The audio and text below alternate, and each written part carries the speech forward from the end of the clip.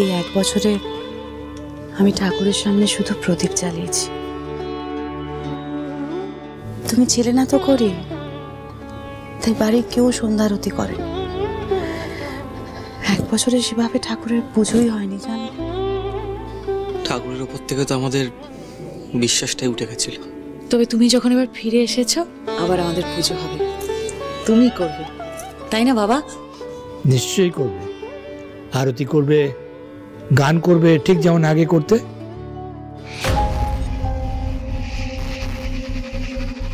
কি হয়েছে দিদি ভাই, তোমাকে এরকম অন্যরকম দেখাচ্ছে কেন?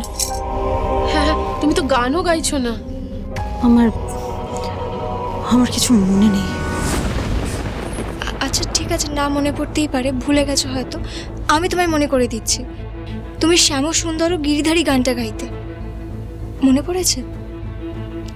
শ্যাম সুন্দর ও গিরিধারী?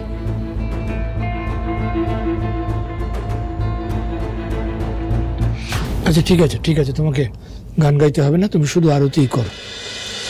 ঈশ্বর যে তোমাকে আমাদের মধ্যে ফিরিয়ে দিয়েছেন, এই তো অনেক। হ্যাঁ দাদু, সেটাই মনে হয় ভালো হবে। ওকে দেখেই মনে হচ্ছে যে ও খুব টায়ার্ড, যা ধকল গেছে ওর উপরে। তুমি বরং আজ একটু বিশ্রাম নাও। সেই ভালো, বিশ্রাম নাও। তবে আমার তোমার কাছে কিছু জানার আছে দিদিভাই। তোমার মনে আছে দিদিভাই, তুমি আমাকে কথা দিয়ে গিয়েছিলে যে আমাদের ইষ্ট দেবতার মূর্তি তুমি ফিরিয়ে আনবে। সে মূর্তি কোথায়? আমি জানি, একমাত্র তুমিই জানো আমাদের ইষ্ট দেবতা কোথায় আছেন। প্রীতি আমাকে বলেছিল যে সে মূর্তি তোমার কাছে ছিল। কোথায় গেল সে মূর্তি দিদিভাই?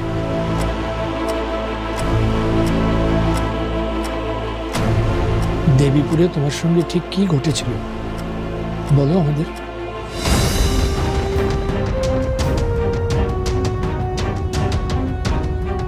খড়ি, কি হয়েছে বলো তো তোমার?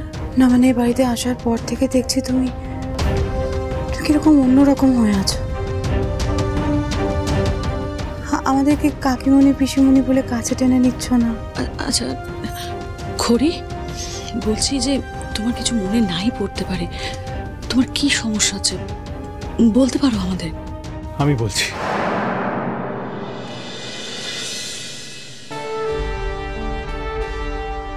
কি সত্যি দাদু ভাই, আমাদের স্পষ্ট করে বলো।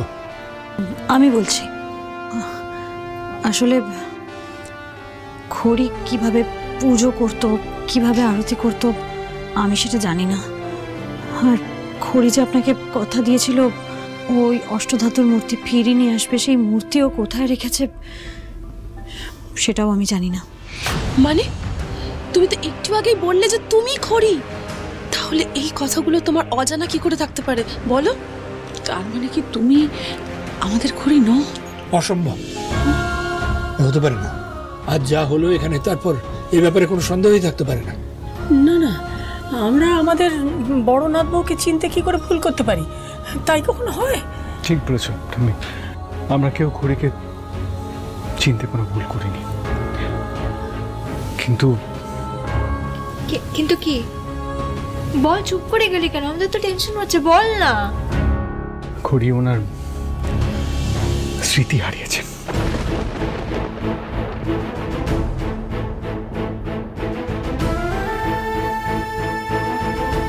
আমার অনেকদিন ধরেই খটকা লাগছিল।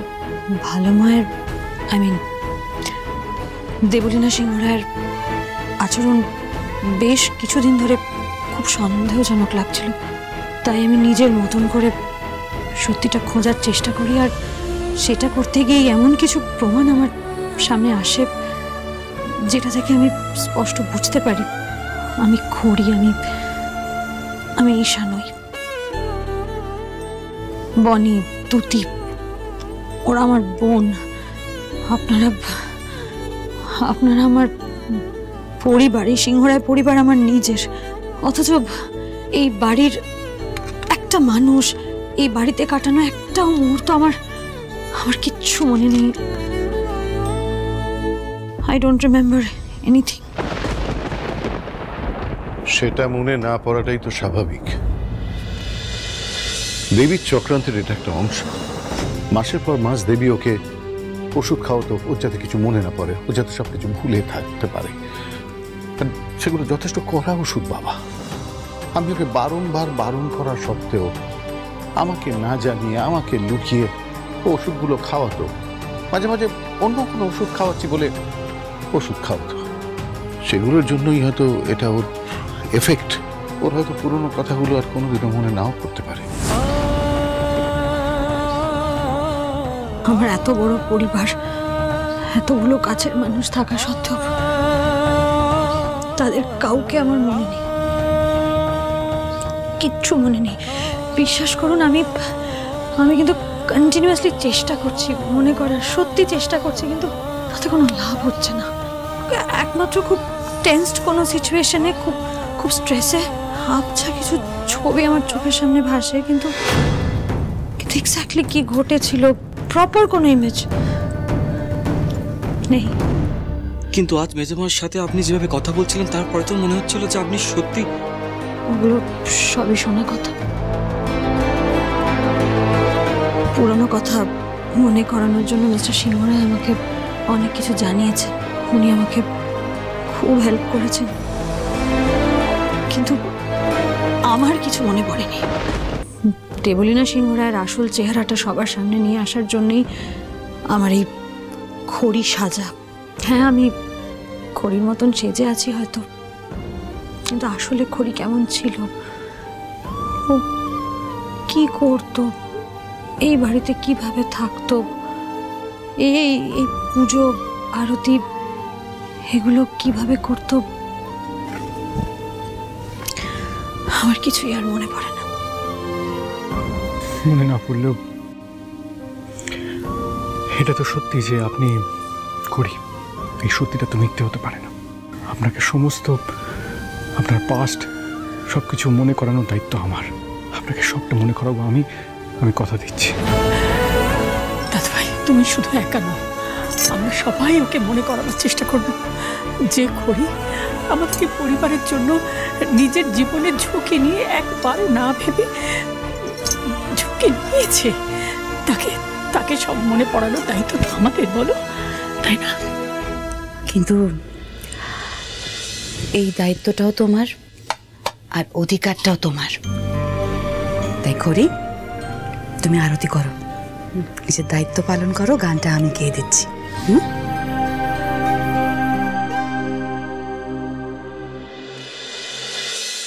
শ্যাম সুন্দর গিরিধারী,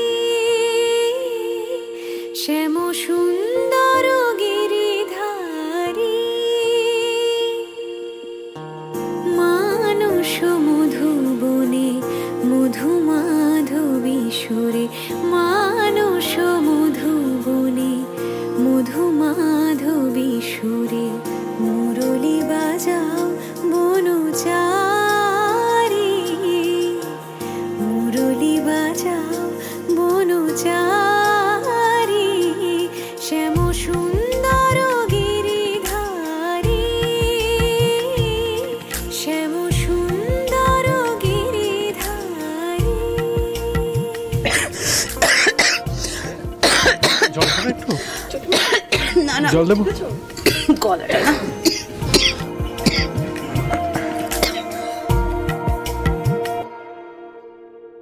মধুরাতে হৃদয়ে এসো,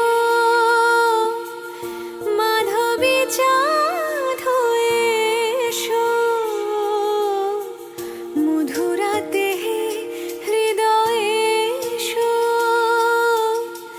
মাধবী চাঁদ হয়ে এসো, হৃদয় তুলিও ভাবের উজান, হৃদয় তুলিও ভাবের উজান, রস যমুনা বিহারী, শ্যাম সুন্দর গিরিধারী, শ্যাম সুন্দর গিরিধারী।